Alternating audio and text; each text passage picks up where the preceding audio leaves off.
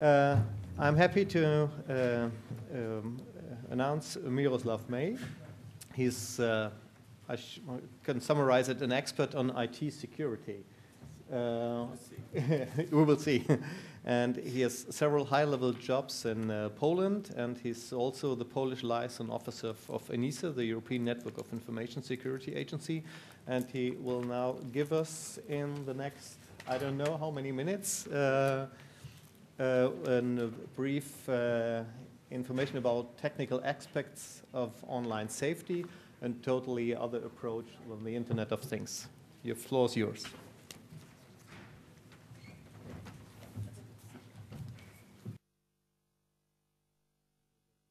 Thank you very much for that introduction. Thanks for inviting me here. I've noticed that sausages have dominated this part of the discussion, and I can only hope that the sausages at the Marriott can't send text messages. Here I am, your sausage, or here I am, your spud, and hope you'll stay with us for a while and bear with me during the course of my lecture. This part of the conference, or actually my presentation, will be, I think, slightly different from what you've been hearing so far, because it won't really be about child security. It'll actually be about security and technical threats that we come across, that all of us encounter, all of us, children included, encounter when we're online. During my presentation, I'll try and discuss the symptoms, some of which you may be familiar with already or will be shortly, and I hope you won't be too familiar, or I hope you won't run into them. But so as not to bore you with the technical details, so as not to bore you with nerd speak about viruses. That's not the point here, but the point is for you to be able to recognize these threats in a practical way and to realize the consequences of these threats. Before I do that, however, let me just tell you about CERT Poland. CERT, which is part of NASC.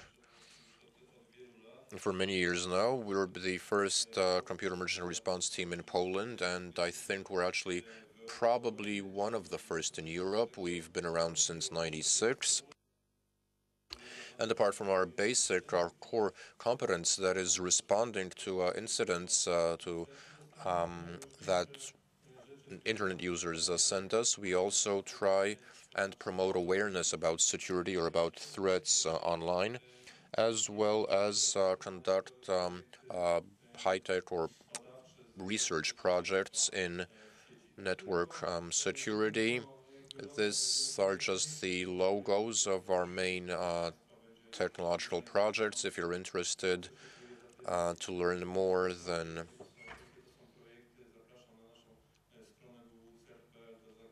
I recommend our website, cert.pl, and there's the tab on projects where you can learn more. And there's also the CERT Poland website where we try and keep up to date on the major issues of ICT security. And again, briefly, CERT Poland operates internationally. We cooperate. We belong to a number of networks, and I always regret that we're still the only Polish member of FIRST. We're also an active participant in the European organization, TFC CERT, Terena, which is a working group. And we're also accredited, not certified, but we are an accredited team to the effect that we're trying to apply good practice and we're a trusted introducer. And something I failed to say when given to the outline of my presentation, I'm sure you've missed this slide. So what I wanted to say is a story told from three perspectives. It's a short story of hacking, a very short story of hacking, a short story of hacking, and a slightly longer history of hacking. Hacking In terms of threats, that's probably the first thing that comes to your mind when you think of online threats. So that's why I used the term hacking and not cracking, and I wanted to tell you what things were like on the web before, what they are now, and what might happen. The very brief story of hacking is expressed here. Several years ago, a Russian general named Boris, obviously, Miroshnikov, said the following. Russian hackers of the 90s were common network hooligans. Now they're organized in virtual groups. So the happy camper stage in hacking is over, where hacking was fun, was just a challenge, was some sort of peer competition on who's better, who's more competent, and ushered in a new and dangerous period where hacking and online had to do with business, where it started to be a way of earning money, big money, unfortunately, because we know that it makes it tempting for young people. It's a tempting career option, and it's also tempting for organizations or criminal organizations like the ones like mafia-like structures, which have a very specialized division of tasks. And so there's a very serious crime, big money involved, and again, dangerous stuff that I will be saying more about later. The short history of hacking takes up more than one slide, but let me just show you one graph here, one piece of data. The Internet Crime Compliance Center, an American institution that takes in reports of attempted cybercrime, mainly fraud, phishing, and whatnot.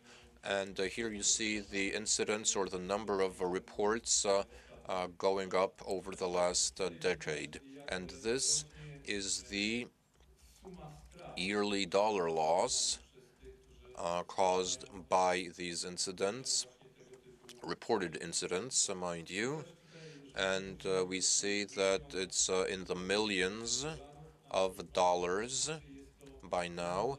And this is just a small percentage of the actual scale of this fraud online. And this, I suppose, ties in with what you may have heard about already. All forms of internet fraud. Take a look at the first two columns.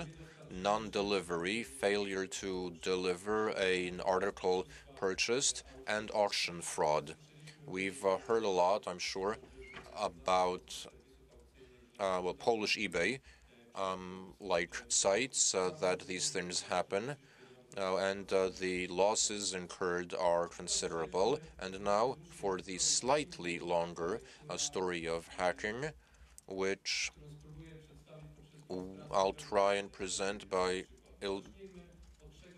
falling back on certain examples. Let's start with a trifle. Let's start with something that's a bit of a joke, or something that hackers used to do beforehand. This is a slide that from a service called Rate the God.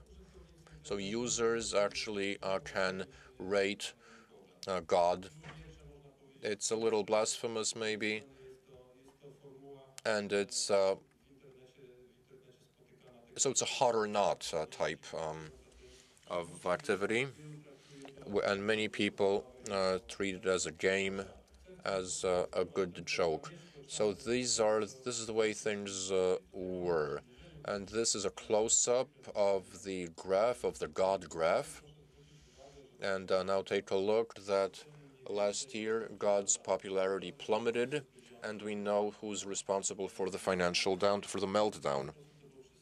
And that's the way people showed it. Besides, if we compare it with the Polish stock exchange index, stock market index, you'll see that it's a similar curve.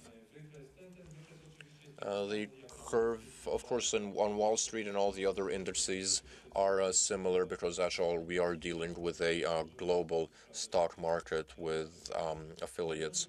Now, let's take a look at what happens here. Something you don't see in this chart, this graph, but you do if you zoom in. And this shows, this bump shows an instance of abuse where hackers, during literally 15 minutes, brought the stock price down to -2 and then brought it up to 3. This is what the type of pranks that hackers played in the days of yore. Again, it might be funny, just might be innocuous, but it just gives you, shows that it's fun. But the fun soon ended, and moving on to more serious things, I'm sure many of you have heard about phishing. Just to give you a brief definition, it's a way of collecting personal data and passwords, which are then used to drain people's bank accounts. And this type of phishing also hit Poland, and initially, so Fortis Bank, a Polish bank, Fortis Bank, in its ongoing effort to improve online security, blah, blah, blah, requests that you provide whatever. So these message screens, these messages were sent to Polish, to various banks. This is again Fortis Bank, but there were others targeted. So you could expect that this didn't really give them a lot, that the outcome wasn't that great, and hackers, based on this scam letter, weren't able to steal a lot of money, because you can't really imagine people gullible, too many people gullible enough.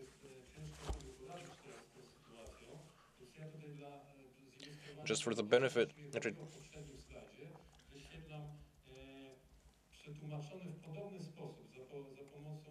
again, this is an example.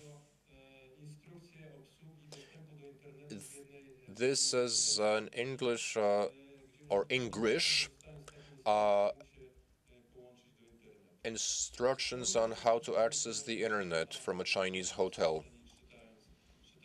So it's a case of, well, English, and we know that the Chinese are famed for twisting the English language. There was a Chinese restaurant called Error in Translation.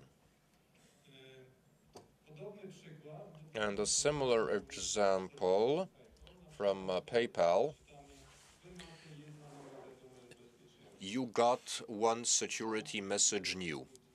It's garbled Polish, and they're trying to get us to. So it's okay. It's really bad, So clearly translated by a bot.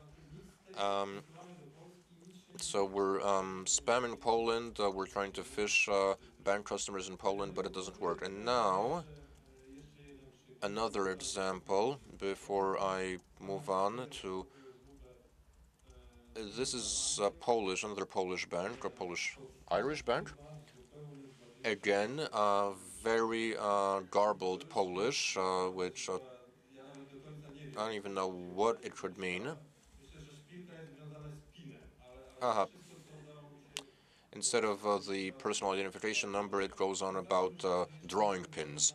But, well, never mind. So somebody got it wrong here. But there's a lot of people putting effort into this.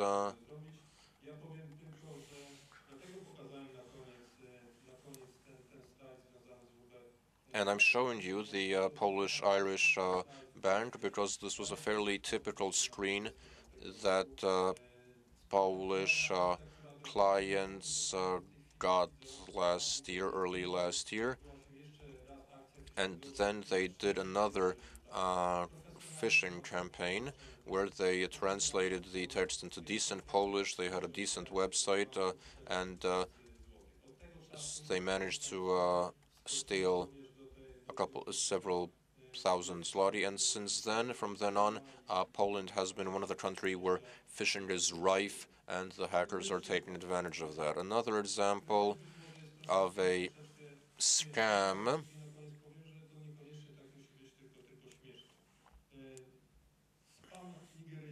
the Nigerian scam, or okay, I'm the deposed granddaughter of the emperor of Ethiopia, whatever.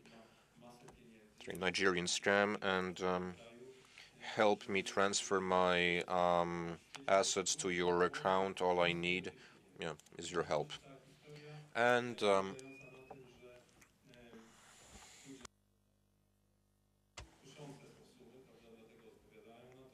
the money involved is tempting, so people get lured in, and then they also asked you to send $10 to make the transfer, and then another $20 to get the paperwork done, whatever, and people lose a lot of money, and they don't get anything in exchange. In the best case scenario, the worst case scenario is that people who tried to go to Nigeria or whatever and see their promised wealth, and were never heard from again.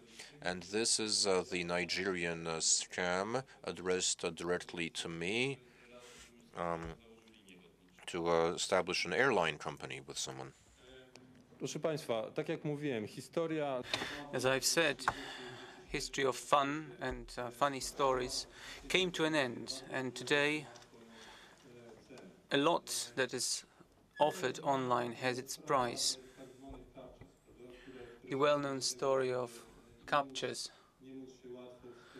the codes that you have to key in to prevent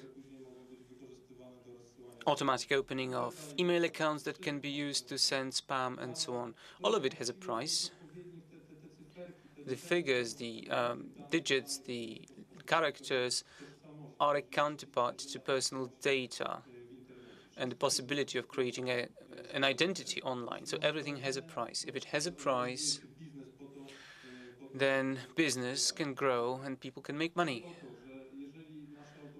But the point is that if machines cannot cope with these pictures and key in the codes for us to open new email accounts or to try and hack and break code, then you can use other methods, like OCR, for instance, automatic reading of pictures, all the way to very simple methods. Simple methods, you hire hundreds of people to type in these codes. And the prices are low. If you go to Romania, $10 per 1,000 captchas, $4 in Vietnam, $2 in Bangladesh, which means that in the back room you have this booming business driving the whole operation.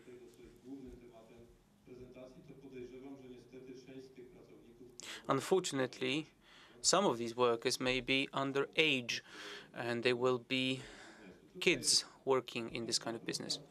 And another sample to tell you which key words to avoid online. That's the rating of, these are the passwords not to use. If you want the easiest password to crack, then just type in 1, 2, 3, 4, 5, 6, and there you have it. But a more difficult password does not automatically mean that we are secure, because there's also a Chinese service where they offer to recover your password. That's a real service. Depending on the target, you pay a given price and they recover passwords. That's a very good commercial offering, I'm sure.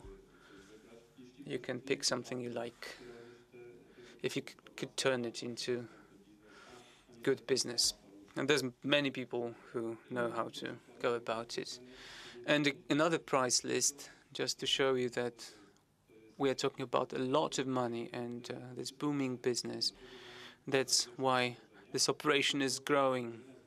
That's why there are so many risks. So, for instance, methods used to camouflage child pornography sites develop as we speak.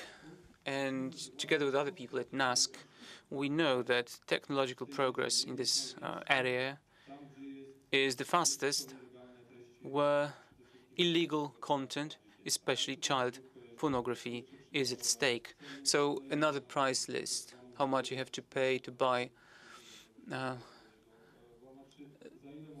information about exploits, or how much to pay for a botnet, a network of bots you can control to do anything you like blackmail, an online casino, for instance. You will be out of business for a week unless you pay $40,000, right? These things happen every day. And with this growing business online, you can imagine that this is really a threat. There are many stories of online companies that closed shop because they couldn't cope with this kind of risks. That's my favorite sample. If you want to check whether your card number is still valid, you just type it in. Then the expiry date, and then you'll see whether your card is still working. I know what happens next, but you can try for yourselves. Card check. And it's true all around the world. Here comes another sample in Cyrillics. And it tells you how much to pay for 17,230,000 real website addresses, because it's a quality service. And then how much to pay for something else, or this, an offering that you can get by email. If you want to send 1 million emails with spam, you just pay a price. And if your success rate is 0.1%, then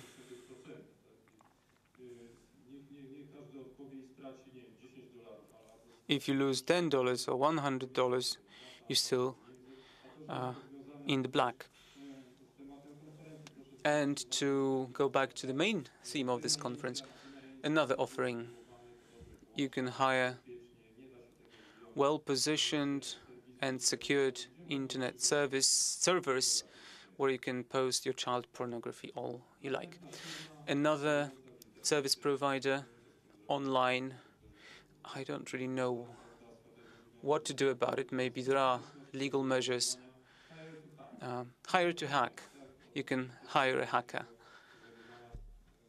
If you want someone to hack into a website and do the dirty work for you. Now, how about these samples?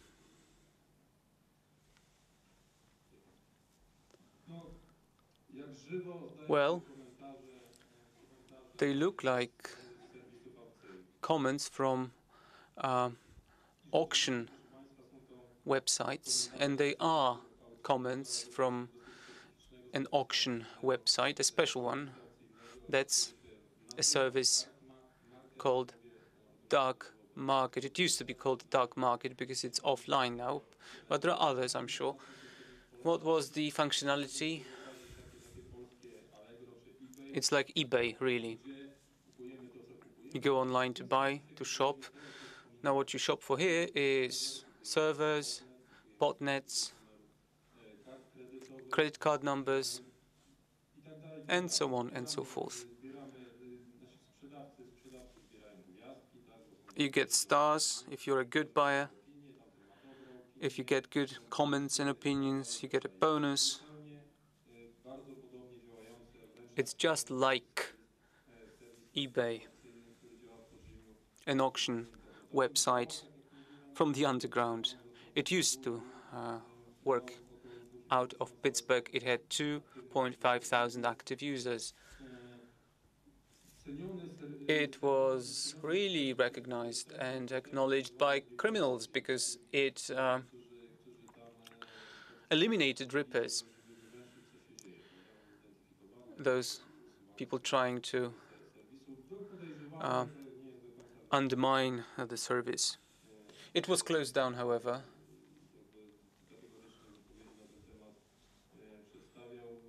It was also suspected of being a bait website set up by the FBI to trap criminals. And 50+ criminals were detained, including some Poles.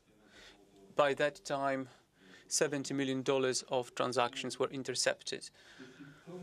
Now, if you ever thought this is good business, think twice and look at the website I'm showing you now.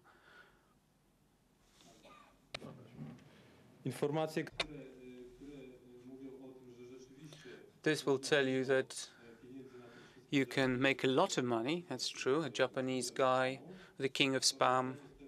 But then again, you can lose. Sorry, that's the wrong slide. But now briefly about technical problems, sorry. Here comes.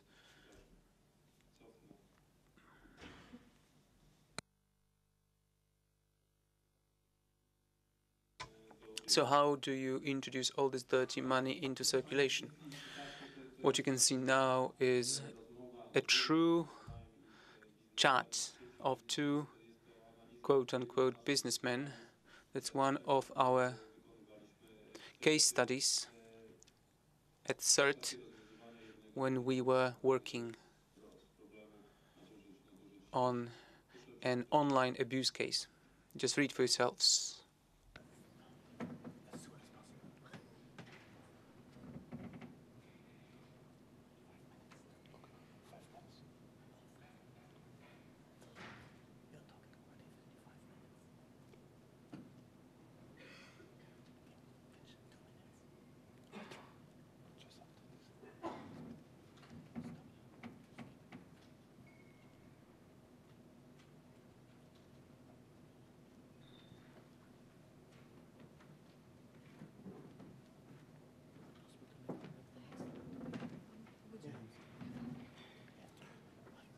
Może przyspieszę, bo tutaj...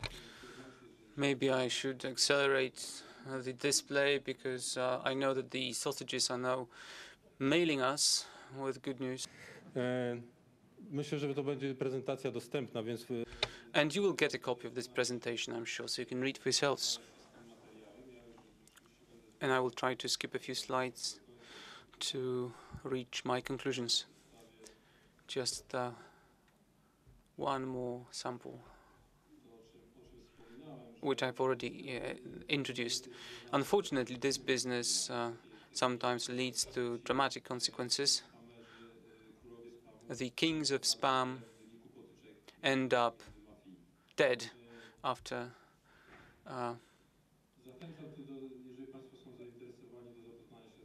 strife between mafia groups.